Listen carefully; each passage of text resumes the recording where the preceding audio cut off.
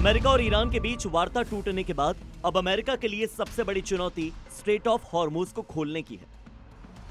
इसीलिए अब अमेरिकी राष्ट्रपति डोनाल्ड ट्रंप ने हॉर्मुज में नौसैनिक नाकेबंदी का ऐलान कर दिया है। ट्रंप ने इस्लामाबाद में शांति वार्ता के विफल होने के बाद ईरान को खुली चेतावनी दे दी और कहा कि अमेरिकी नौसेना हॉर्मुज में घुसने या उससे बाहर निकलने की कोशिश करने वाले किसी भी जहाज की नाकेबंदी की प्रक्रिया अब से शुरू कर देगी। ट्रंप ने कहा कि अगर कोई भी ईरानी हम पर या हमारे जहाजों पर गोली चलाएगा तो उसे तबाह कर दिया जाएगा।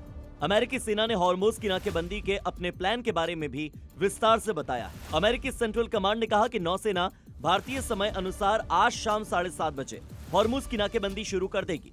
इस दौरान ईरानी बंदरगाहों पर आने जाने वाले सभी जहाजों पर रोक रहेगी। इसमें अरब की खाड़ी और ओमान की खाड़ी के किनारे जो बंदरगाह हैं वो भी शामिल हैं और ईरान के अलावा दूसरे देशों के बंदरगाहों से आने जाने वाले जहाजों को इसमें छूट रहेगी। इसके साथ ही अमेरिकी सेना ने यह भी ऐलान किया कि वो हॉर्मुज में समुद्री बारूदी सुरंगों को साफ करने की भी तैयारी कर रहा है। अमेरिका ने इसके लिए अपने 2 युद्धपोतों को काम पर लगाया है। यूएसएस फ्रैंक पीटरसन और यूएसएस माइकल मर्फी हॉर्मुज से ट्रांजिट कर चुके हैं।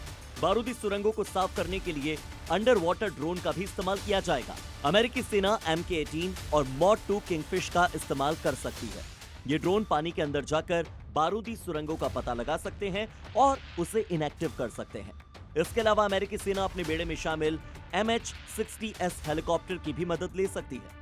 हेलीकॉप्टर की मदद से समुद्र की सतह की स्कैनिंग कर विस्फोटक का आसानी से पता लगाया जा सकता है। इसके लिए airborne laser mine detection system का इस्तेमाल किया जा सकता है। बारूदी सुरंगों का पता लगते ही एक डिवाइस बारूदी सुरंगों के पास पहुंचाई जाएगी ताकि उसे तहस नहस किया जा सके। लेकिन सवाल यह है कि क्या अमेरिका जो करना चाह रहा है वो इतना आसान है? क्या समुद्री बारूदी सुरंगों को इतनी आसानी से और इतनी जल्दी खोजा और खत्म किया जा सकता है? एक्सपर्ट्स मानते हैं कि ये काम बेहद मुश्किल है क्योंकि हॉर्मुज में पानी का बहाव तेज है।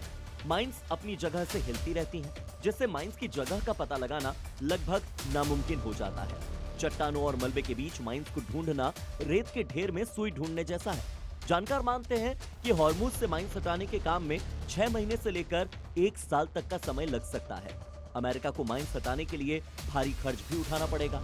एक माइन बिछाने में कुछ $1000 लगते हैं, लेकिन इसे ढूंढने और हटाने में लाखों डॉलर खर्च हो जाते हैं। ऐसे में अमेरिका के लिए हॉर्मुज में ऑपरेशन माइंस चलाना एक आसान काम तो बिल्कुल नहीं है, वो भी तब जबकि ईरान ऐलान कर चुका है कि हॉर्मुज उसके लिए परमाणु बम है।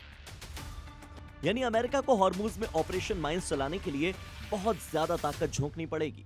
एक सवाल यह भी है कि जिस माइन को ईरान ने लगाया है उसे जब वही नहीं लोकेट कर पा रहा तो फिर अमेरिका खुद कैसे करेगा? न्यूयॉर्क टाइम्स के मुताबिक ईरान ने माइनिंग ऑपरेशन को शायद सिस्टमैटिक तरीके से डॉक्यूमेंट ही नहीं किया। इसके अलावा कुछ डिवाइस रिकॉर्ड होने पर भी इस तरह से लगाए गए थे कि वो इधर उधर बहते रहे, जिससे उनका पता लगाना और हटाना काफी मुश्किल हो गया है। यानी ऑपरेशन माइंस अमेरिका के लिए सबसे बड़ा चैलेंज साबित होने वाला है। ब्यूरो रिपोर्ट, जी मीडिया।